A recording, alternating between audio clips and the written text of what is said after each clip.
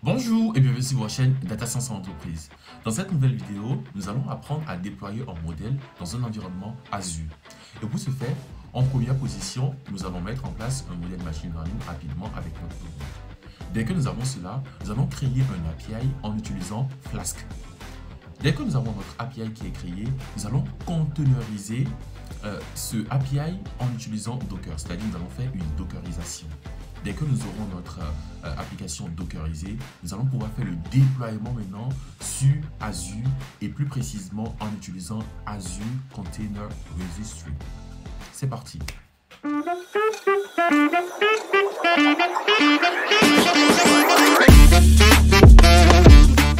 Alors, nous voici dans notre notebook pour la mise en place de notre modèle machine learning.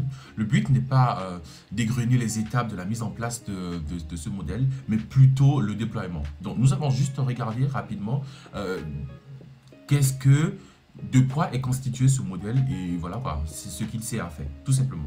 Donc, en première position, notre dataset, notre base de travail est une base qui a rapport avec le diabète et où on prend des informations un peu particulières comme l'âge, le sexe, l'indice de masse corporelle et plein d'autres informations pour prédire la progression de la maladie, de la maladie de diabète. Et donc, nous sommes dans un cadre de modélisation de régression linéaire et pour ce faire, tout simplement, on fait la préparation, voilà, déjà notre base, c'est à ça que ça ressemble, ça a été normalisé bien sûr. Et donc, dans notre travail, plus principalement, on fait... Alors, il y a une petite transformation qui a été effectuée sur la donnée avant son utilisation. Et on parle de pré-processing.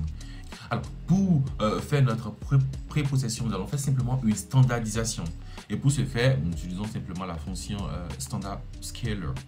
Alors, il faut remarquer que lorsqu'on instancie la classe standard scaler et on fit avec la fonction fit transform sur la donnée d'apprentissage, dès qu'on obtient les informations qui émanent de cette fit transform, on utilise ces mêmes informations pour appliquer maintenant à notre donnée, aux données de test. Et c'est pourquoi on utilise ici la fonction transform en lieu et place de la fonction fit transform. Je me l'explique rapidement.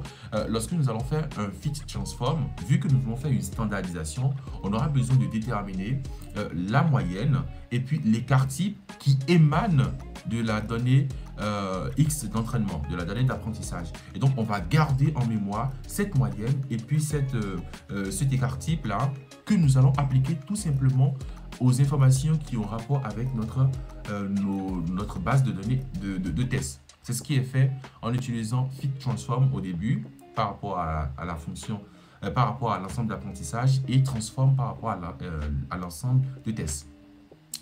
Alors, on fait effectivement une régression linéaire rapidement pour la mise en place de notre modèle. Et dès cet instant, qu'est-ce que nous avons? On obtient, alors, on regarde dans les petites particularités, la performance du modèle, tout rapidement. Et plus précisément, qu'est-ce qu'on fait? En dernière position, on enregistre notre modèle. Donc, avec Pickle, on enregistre notre modèle sous le nom de reg model, tout simplement. Et qu'est-ce qu'on fait plus précisément encore à côté de ça? Dès qu'on enregistre notre modèle, on enregistre aussi le pré-processing qu'on a effectué sur la donnée. Cela veut dire que lorsqu'on va vouloir appliquer notre modèle sur de nouvelles données, il va falloir appliquer d'abord le pré-processing qu'on a utilisé dans l'élaboration de notre modèle. Il va falloir utiliser ce pré-processing-là sur la donnée avant de faire la prédiction avec les informations que nous avons pour notre modèle. Donc, cela est important alors d'enregistrer et le modèle et aussi le pré-processing qui a émané, qui a été utilisé. Alors, avant toute chose, nous allons mettre en place un environnement virtuel dans lequel nous allons faire tout ce que nous aurons à effectuer, la mise en place de notre API et ainsi de suite. Pourquoi? Cela permet d'éviter les conflits qui peuvent exister entre les librairies qui sont déjà sur la machine et puis les versions des librairies que nous aurons à installer par exemple dans le cadre de la mise en place de notre modèle ici présentement. Et donc pour ce faire, en première position, bon, accédons déjà à notre dossier où se trouve notre modèle. Donc, on se retrouve dans Diabète Azure, voilà, tout simplement. Et donc, qu'est-ce que nous allons faire? Nous allons taper la commande Python M et puis nous allons mettre en place l'environnement que nous voulons charger, le VNV, et donc on donne un nom à cet environnement. Ici, nous allons appeler ça MyVNV, tout simplement. Donc, la mise en place de cet environnement a commencé déjà. Donc, nous allons attendre que cela se charge complètement pour pouvoir accéder à tout. Alors, il faut noter que dès que l'environnement est créé, nous allons devoir activer ce dernier pour pouvoir travailler dedans. Et pour faire ce travail, qu'est-ce que nous allons faire? On attend rapidement, voilà, on a notre environnement qui est créé. Et donc, qu'est-ce que nous allons activer en effet par rapport à l'environnement? Donc, il faut simplement aller dans MyVNV, dans Script, et puis on voit en fait le fichier qu'il faut activer, donc activate.bat. C'est celui-là que nous allons activer pour pouvoir avoir accès à notre environnement. De la même façon, on peut désactiver ce dernier par rapport à cela, hein, désactivate.bat.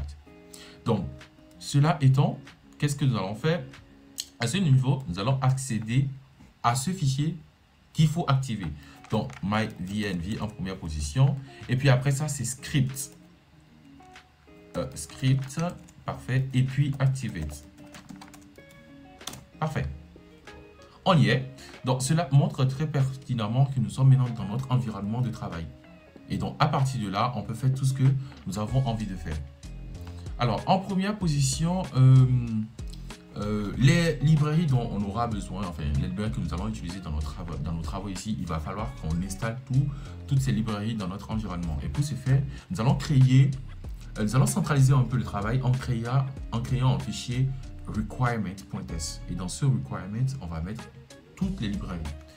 Donc, on crée ce fichier avec touch, voilà, requirement.txt tout simplement.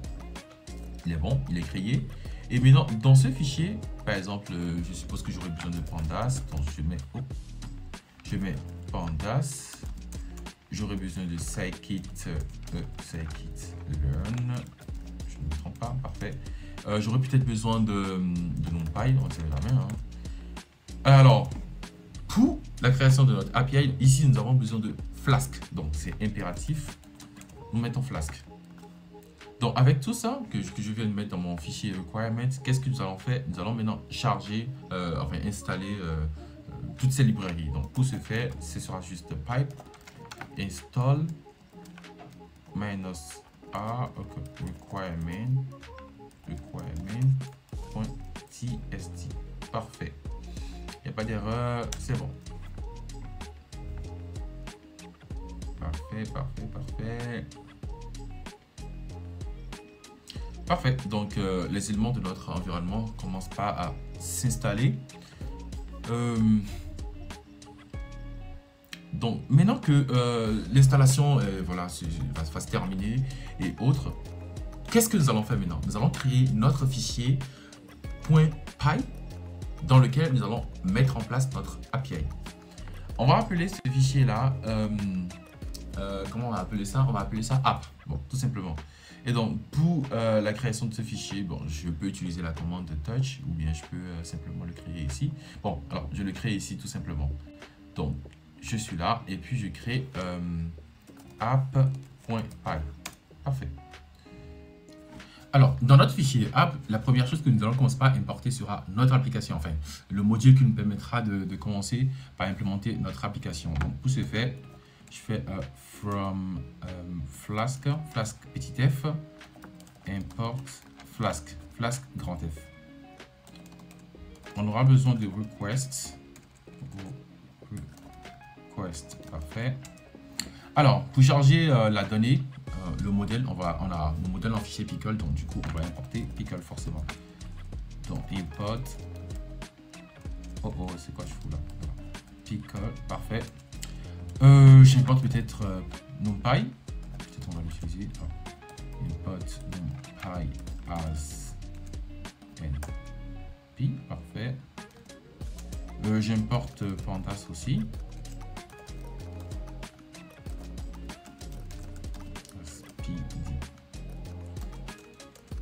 Alors, pour transformer notre environnement en environnement d'exécution, nous allons faire if tac tac name égale à main.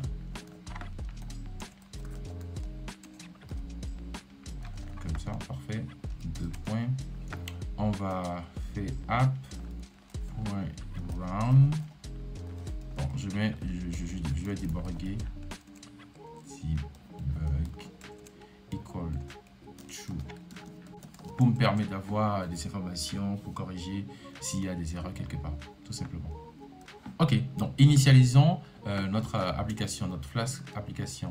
Donc je fais app, je vais l'appeler app, et puis ici ça sera Flask, grand F, Flask, et puis je donne mon name dedans. Mais parfait, tout simplement. Maintenant que tout ça est bon, on va créer un premier endpoint. Bon, avant de créer notre endpoint d'ailleurs, nous allons importer notre modèle et puis tout ce qui va avec, les artefacts qui vont avec. Donc, pour ce faire, je vais d'abord appeler ça regret. Voilà, j'appelle ça comme ça. Je peux faire pickle.load.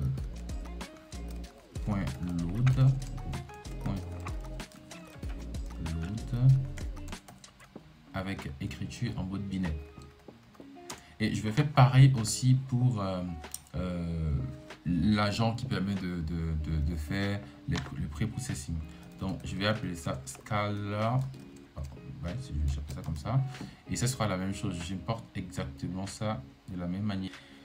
Première chose maintenant, c'est nous allons créer un premier endpoint. Hein, lorsque on va vouloir attaquer notre modèle, la première chose, c'est par exemple une page sur laquelle on va tomber et qui va juste nous souhaiter, bon, peut-être bienvenue quoi, pour une prédiction. Donc, je vais utiliser un décorateur, voilà, app, et puis je suis avec classe, donc ça sera sur route, et la route ici, mon endpoint sur lequel je vais faire ce travail sera slash, enfin, là je crée simplement mon home sur celui-là. Donc, je définis la fonction qui va être exécutée sur ce niveau-là, sur ce chemin qui est slash. Donc, je donne simplement, je vais retourner welcome for prediction. Welcome simplement. Donc, maintenant que tout ça est bon, on va essayer de voir si notre application fonctionne correctement, si tout s'est bien passé. Donc, revenons simplement là et puis faisons Python app.py et exécutons. Donc voilà, notre application tourne maintenant. Donc nous allons juste prendre l'adresse qui est là et à partir de cette adresse, on va essayer de joindre le home pour voir déjà ce que ça donne. Donc je suis là, tac, je mets. Alors, parfait. Donc on a très bien notre application, cela fonctionne très bien. Welcome for prediction. Maintenant que ça c'est bon, qu'est-ce que nous allons pouvoir faire maintenant? Nous allons ce qu'on va faire, c'est on va faire mieux par rapport à notre home, c'est que nous allons créer une page HTML qui va récupérer des informations que l'utilisateur va saisir en entrée, c'est-à-dire l'utilisateur va saisir les informations dont on a besoin, des variables, et on va pouvoir les récupérer pour faire la prédiction. Donc pour ce faire, par exemple, je vais utiliser, je vais pas simplement afficher un message, je vais utiliser la fonction render template, parfait. Et puis je lui donne en fait le nom de la page HTML que il va charger. Donc je vais appeler ça home encore, home.html, parfait. Et là, je vais créer pour ce fait ce fichier home.html, tout simplement. Donc je le laisse d'abord, je vais revenir sur ça plus tard. Donc là déjà on en a besoin ici, donc je vais render template, parfait. Maintenant que ça c'est bon, qu'est-ce que nous allons faire à la suite? Nous allons définir une deuxième route que je vais appeler prédiction. Et sur cette route-là, on va pouvoir récupérer de l'information de l'utilisateur afin de renvoyer une sortie, ce qui est demandé. Donc pour ce faire, ça sera toujours app.route. Alors, je vais appeler cette route-là prediction, non, predict par exemple. Et il faut ici que je spécifie la méthode, c'est-à-dire est-ce que je veux faire par exemple un get. Un get, c'est juste pour obtenir ce qui existe déjà. En fait, c'est juste un petit peu plus statique, donc je fais juste du get. Si je veux rien envoyer, mais dès l'instant que je vais demander à l'utilisateur de mettre des choses qu'il faut renvoyer, il va falloir que j'utilise une autre méthode qu'on appelle post. Donc je vais utiliser la méthode post. Alors, je vais définir une fonction que je vais appeler par exemple prédiction, qui me permet sous laquelle je vais pouvoir faire la prédiction. Donc def prediction deux points et puis là. Alors qu'est-ce que je commence à faire? La première chose, c'est je vais récupérer une information. Donc par exemple, j'ai une variable, une des variables de notre application, c'est app. Non, c'est une des variables, c'est âge. Donc je vais récupérer par exemple âge, qui sera récupéré sous quelle forme? On va utiliser request. Et avec request, le but pour nous ici, c'est de pouvoir, au niveau de la page home, faire un formulaire où la personne met les informations et on récupère l'information. Donc pour faire la récupération de l'information, on va utiliser request, request.form.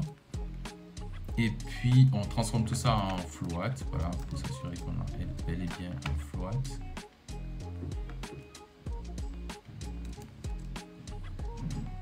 Bon, voilà. Donc là, on a récupéré notre première information. Donc, on va faire pareil par rapport aux autres variables aussi, du début jusqu'à la fin.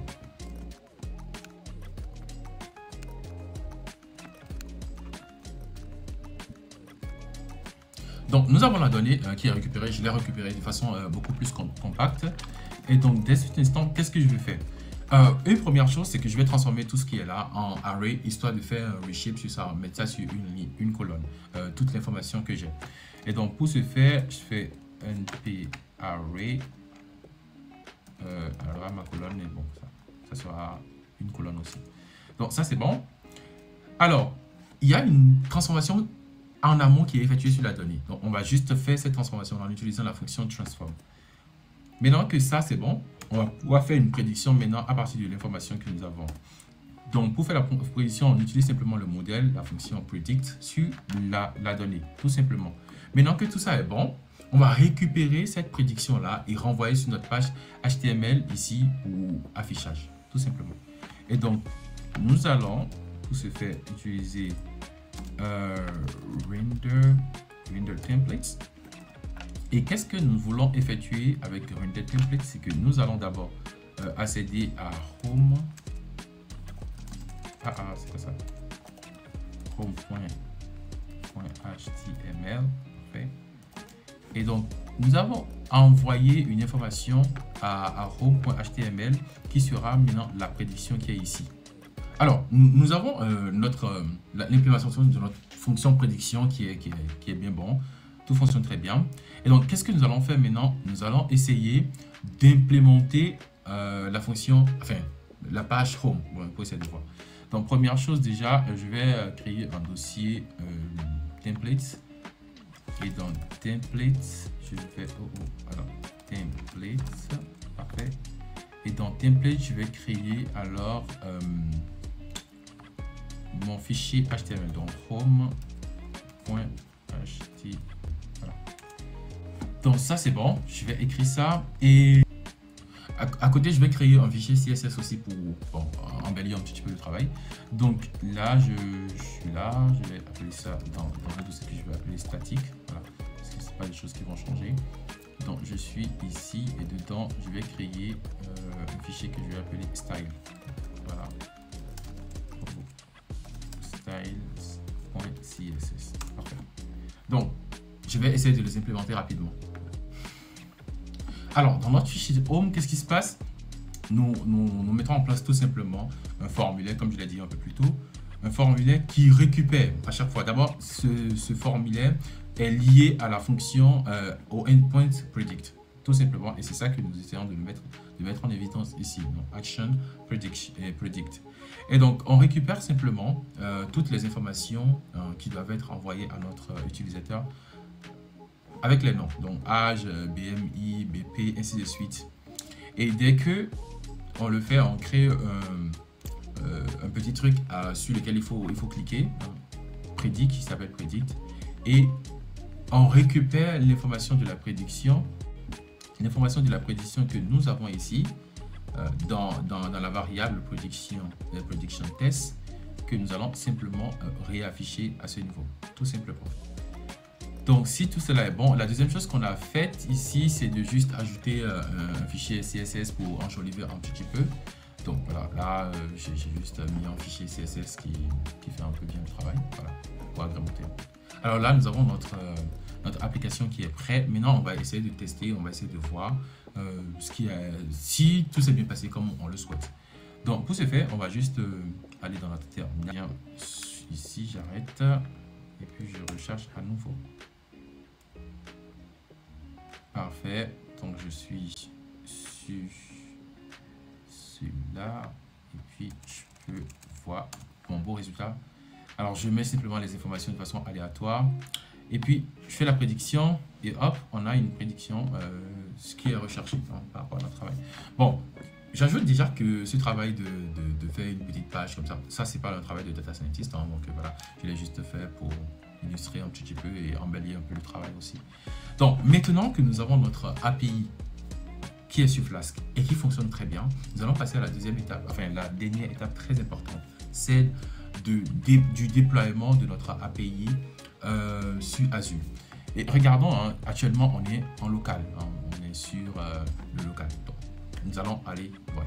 Alors, avant de passer au déploiement, nous allons en première position faire une dockerisation de notre API. Et donc, pour ce fait, retournons dans notre application.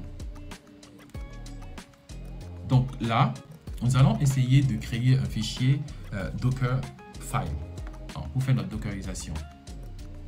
Donc, on fait Docker file, c'est parfait.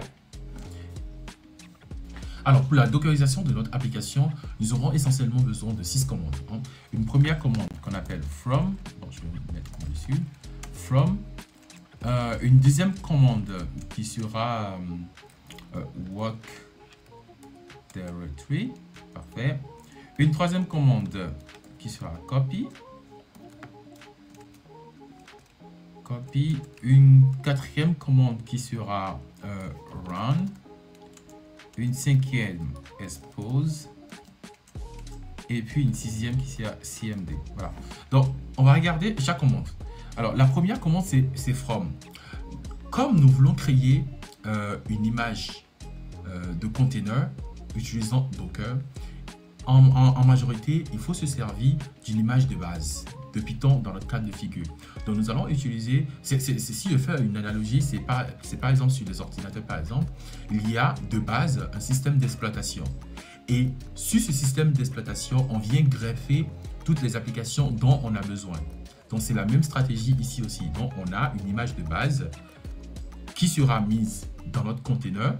Et à partir de cette image de base, on pourra greffer autre chose. Donc, ici, je vais utiliser simplement... je vais utiliser Python 0.8 Slim qui va constituer mon image de base. Alors, dans mon conteneur, je vais créer un compartiment. Je vais appeler ça app. Donc, je crée app. Et app sera en fait le dossier qui va contenir toute l'information qui va émaner d'ici. Voilà. Donc, comme je viens de créer app, qu'est-ce que je vais faire? Je vais copier tout ce qui est là, tout ce qui est dans mon dossier, dans ce dossier que j'ai appelé app. Donc, je copie tout ce qui est dedans, dans app, tout simplement.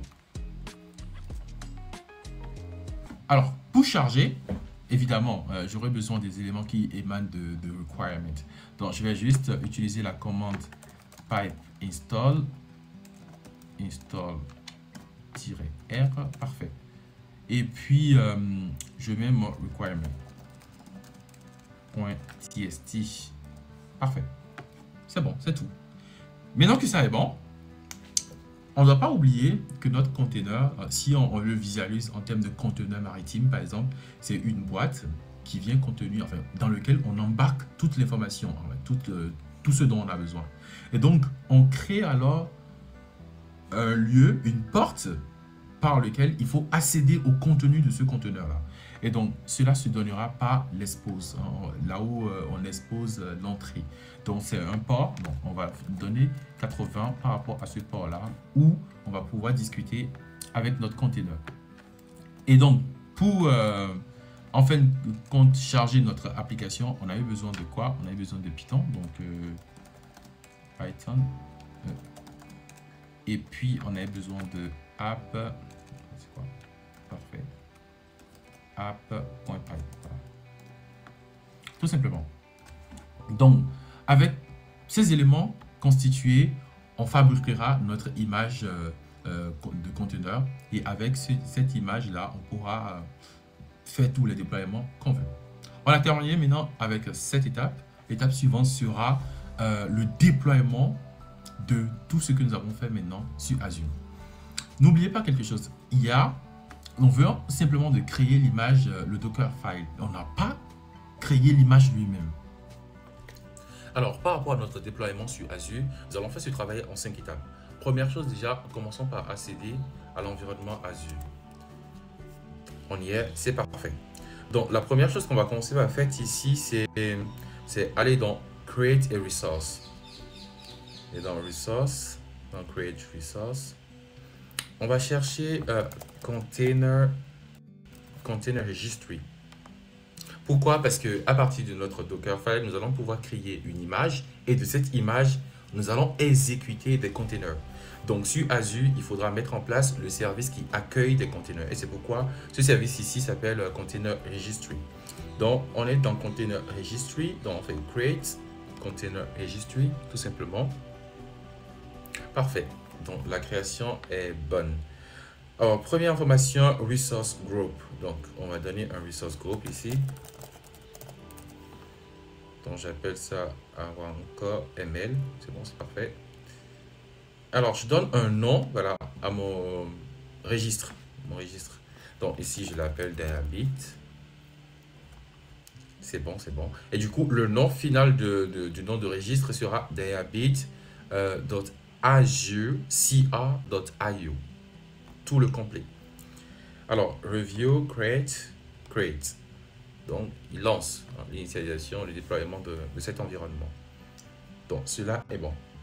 Alors, maintenant que cela est bon, on n'est pas sans savoir qu'autrefois, nous avons simplement écrit notre Dockerfile quand on était en train de mettre en place notre application. Donc, créer l'image Docker. Et pour ce faire, déjà, on instancie notre environnement Docker qui est censé être en train de tourner déjà sur notre machine à la base. Donc, ici, dans les images, il n'y a rien encore qui est créé. Enfin, il n'y a rien. C'est vide. Donc, on va dans notre terminal pour commencer ce travail. Ça sera avec la commande docker build tag. Et puis, qu'est-ce qu'on donne en première position? On va donner le nom de notre registry. Donc, dans notre cas de figure, c'est diabit.azure.ca.io. Voilà. Et donc, qu'est-ce qui va suivre? Maintenant, on va donner un nom à notre image. Donc, je vais appeler ça simplement diabit-img. Voilà, pour dire image. Donc, je le tag sur les textes, le dernier. Et puis, je prends tous les éléments qui sont dans mon dossier. Donc, je lance. Donc, la création a commencé. Building, tout simplement. Donc, on va le laisser terminer. Tout s'est bien passé par rapport à la création de notre Dockerfile. Donc, on peut aller remarquer que dans Docker, maintenant, voilà, il existe. Il a été créé. Dans Image, on l'a. Or, avant, on n'avait rien. Donc, c'est parfait. Maintenant que ça, c'est bon, qu'est-ce que nous allons faire à la suite de ça? Nous allons pouvoir instancier, exécuter un conteneur à partir de cette image que nous venons de créer tout simplement. Donc, ici, je vais prendre ça parce que j'aurai besoin de ça tout à l'heure. Et donc, qu'est-ce que je fais? Je vais utiliser la commande docker run. Donc, D pour dire, bon voilà, pour permettre à ce que je fasse autre chose dans mon terminal encore, c'est le mot détache et détache. Et puis P pour spécifier les ports. Alors, je vais spécifier le port A5000 sur ma machine et par rapport à mon Dockerfile, j'avais fait l'expose sur 80. Donc, pour accéder à au contenu de mon conteneur, ça sera par la porte 80. Et donc, à la suite, je mets simplement le nom, tout le nom que j'ai donné tout à l'heure. Donc, je lance. Parfait. Donc, on a maintenant notre conteneur qui est créé. Et qui a toute cette information-là comme identifiant. Maintenant que cela est bon, on peut chercher à tester sur notre machine localement, déjà pour voir. Mais bon, ce n'est pas très important pour l'instant. Quelle sera la deuxième étape que nous allons attaquer? Nous allons essayer de nous identifier sur Azure par rapport à notre conteneur, tout simplement. Et donc, pour ce faire, on va utiliser la commande docker logging. Alors, ça sera diabit.azureca.io, tout simplement. Parfait. Alors, il nous demande un username et puis il nous demandera aussi un password. Alors, le username sera simplement diabit. Voilà, parfait. Donc, c'est simplement le nom qu'on a donné ici sans le .azureca.io, tout simplement. Alors, le mot de passe, comment il faut l'obtenir? On retourne sur Azure, voilà, on y est. Et donc, on vient dans Diabit, on y est dedans. On vient dans Settings. Et dans Settings, on accède à Access Key. Donc, dans Access Key, on se met en admin, parfait. Et donc, rapidement, on remarque un username, c'est Diabit, bien sûr. Et puis, mot de passe, on a deux mots de passe. On prend le premier mot de passe simplement. Donc, on le copie. Et on revient là.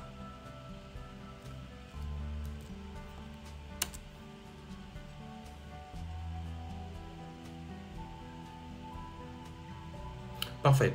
Donc, on remarque que la connexion, c'est très bien établi. Maintenant que la connexion est très bien établie, qu'est-ce que nous allons faire? Nous allons pousser notre conteneur maintenant sur Azure Container Registry. Et pour ce faire, nous allons utiliser Docker push, c'est latest. Parfait. Donc là, il est en train de pousser tout ce qui est actuellement sur notre Azure Container Registry.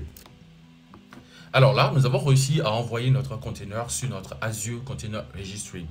Maintenant que le push il est bien fait, nous allons, pour communiquer avec ce container, utiliser un service qu'on appelle Web App, hein, dédié chez Azure. Donc, on vient dans Create Resource, simplement, et puis on va chercher le service Web App, tout simplement.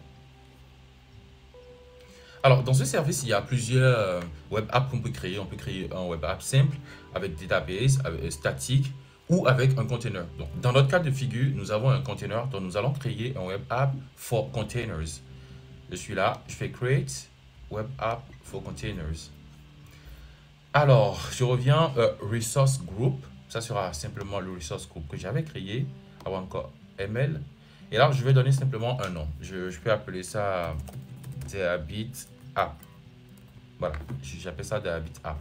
Donc, quel sera le nom final de notre application pour l'instant? Ça sera Diabit App avec tout ce qui va avec ici. Alors, cela est bon. Voilà, il a choisi déjà container. Bon, on le laisse sur container. Linux, il n'y a pas de problème. Et à ce niveau, on le renvoie sur France centrale. Donc, voilà, on est en France. Donc, c'est bon. Alors, ça, c'est dans les réglages basiques. Dans le réglage au niveau de Docker, on va sélectionner maintenant notre container. Donc, pour ce faire, déjà, l'image, la source de l'image, c'est Azure Container Registry. Donc, on le sélectionne. Rapidement, il a pris en considération ce qu'on a déjà mis en place là-bas. Donc, Diabit qui est le registry, Diabit IMG qui est l'image, et puis le tag qui était le latest, le dernier. Donc, tout cela est bon. Donc, on fait Review plus Create. Et c'est parti. On va attendre que tout cela s'implémente facilement. Voilà, on y est. Parfait. Alors, ici, c'est bon. Et puis, on fait create. Bon, tout est bon pour nous normalement, donc on fait create, tout simplement. Parfait. Donc, le déploiement s'effectue déjà. Donc, on va attendre que le déploiement soit effectif pour aller à l'utilisation de notre application. Parfait. Donc, notre application est complètement déployée. Tout s'est bien passé. Alors, pour avoir accès à notre application, retournons simplement sur Arancore ML. Donc, lorsque je suis là, j'ai mon application qui est là, Diabit App. Donc, je clique sur l'application. Et dès cet instant, je peux obtenir l'URL. Voilà, le nom de domaine que je vais utiliser pour avoir accès à l'application. Alors, je tape simplement là. Parfait. Et puis, c'est parti. Je charge. Parfait. Donc, on a effectivement notre application qui est maintenant très bien hébergée sur Azure. Autrefois, c'était en local. On est là, en local. Et maintenant, nous sommes sur Azure. Donc, on peut faire les mêmes tests qu'on a fait précédemment. Hein. Je donne simplement des valeurs.